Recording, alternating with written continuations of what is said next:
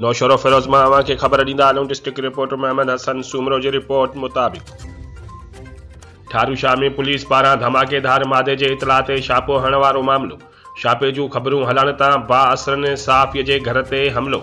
साफ़ीअ पारां town committee जे counsellor टिका खान खानज़ादा समेत 4 ॼणनि खिलाफ़ केस दाख़िल करे गिरफ़्तारी अमल में न अची सघी। ठारूशाह पुलिस पारां फटाकनि जी ट्रकेलण जे ॻुझे इतला ते में जे वार्ड ते छापो हणण बैदि निजी चैनल जे रिपोर्टर अकील अहमद खानज़ादा पारां ख़बरूं हलण तां बाअसरन पारां साफ़ीअ जे घर ते हमिलो ऐं संदसि जे पुट खे अगवा करण जी कोशिश बैदि साफ़ीअ जे एहतजाज बैदि ठारूशाह थाणे ते टाउन कमेटी ठारूशाह जे काउंसलर टिका खान खानज़ादा ऐं 4 नामालूम माण्हुनि खिलाफ़ साफ़ी अकील खानज़ादा जी फरियाद ते केस दाख़िल कयो वियो आहे।